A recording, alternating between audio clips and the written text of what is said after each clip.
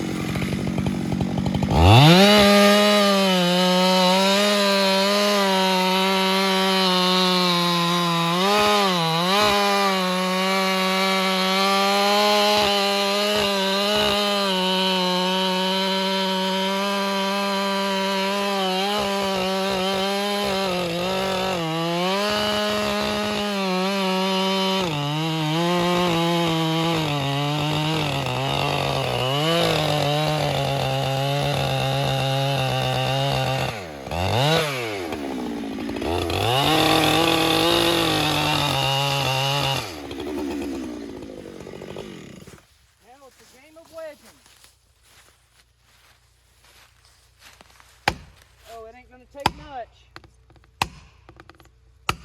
There she goes.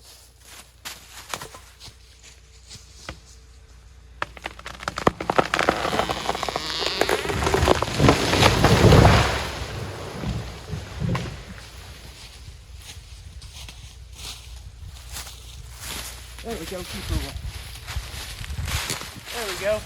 That one took a minute, but Oh no, this one qualifies as a big boy, I think.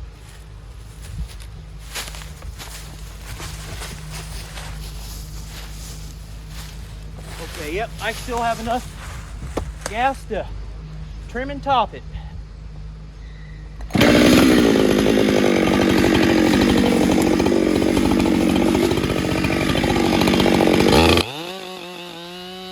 Just look at the shavings that I have spitting out here.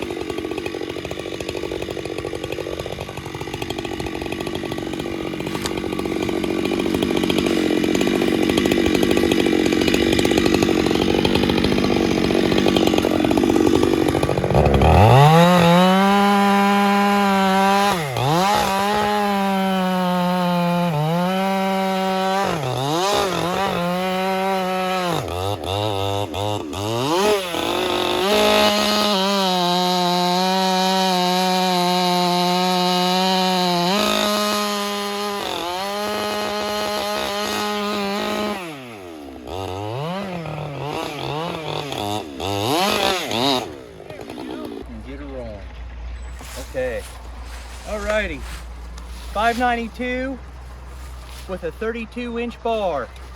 Some of you may say this is a little bit overkill, but it definitely comes in handy when you're going to top those big boys and you're looking to keep your bar from getting pinched. This is not a big boy.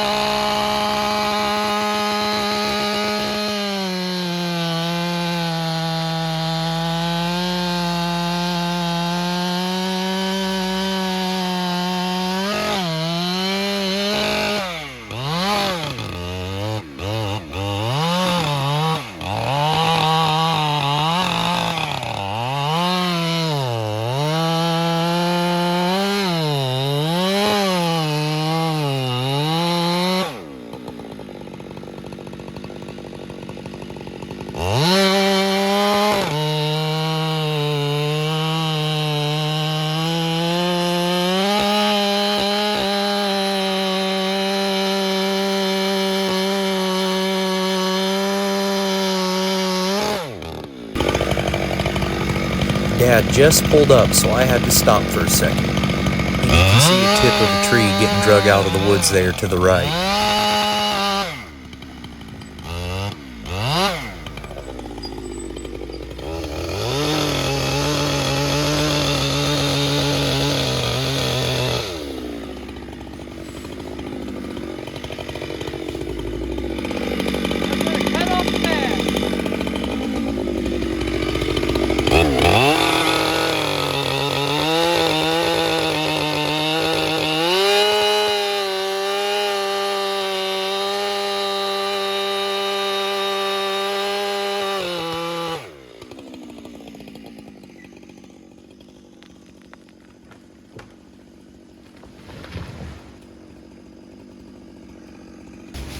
Okay, same thing as normal.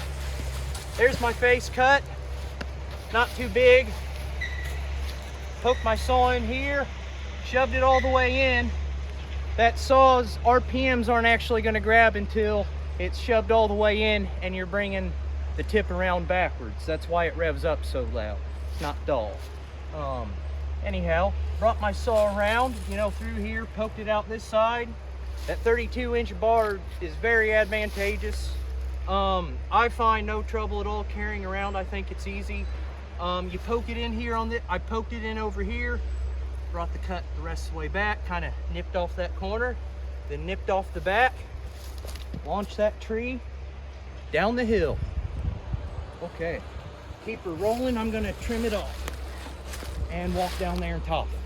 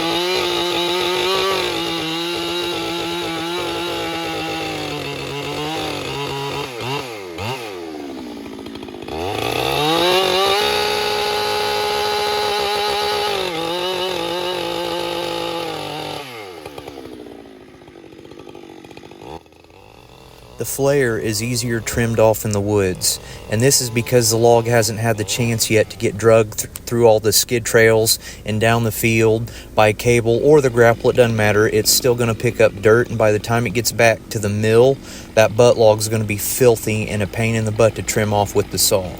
And it's usually in good position out in the woods.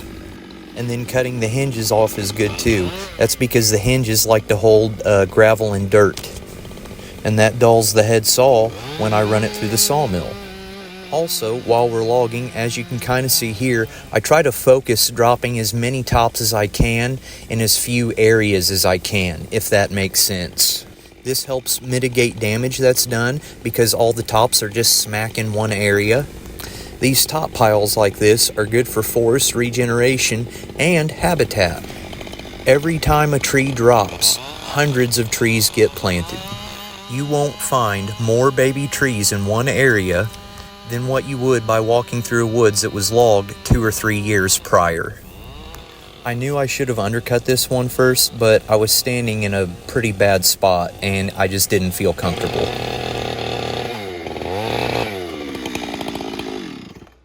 See how I didn't have to lean in as far? There we go.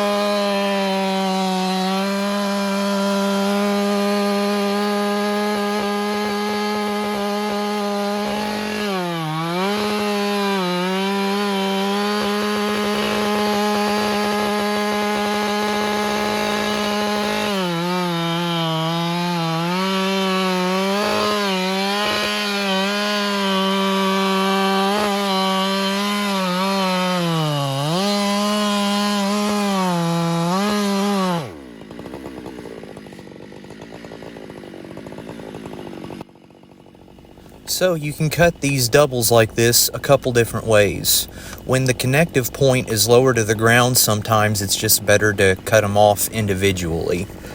However, this one has a pretty tall connective stub, so I knew it was going to be strong. This back tree actually didn't have much hinge on it, that's why I poked a wedge there in towards the back. Luckily it didn't sit down, it was connected pretty well there to the stub.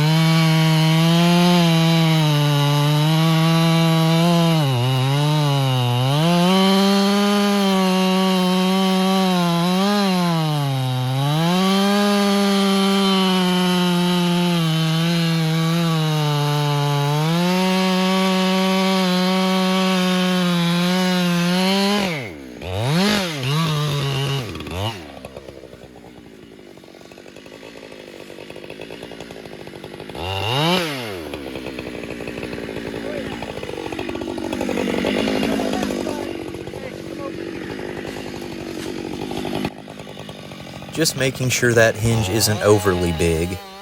I knew I was going to have to cut that stub off anyways. And then a few taps on the wedge and over it goes.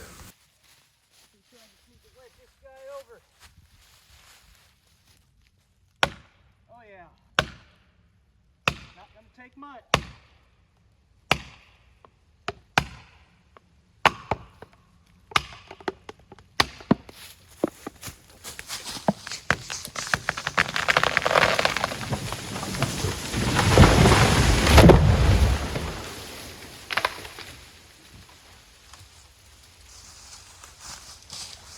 There you go.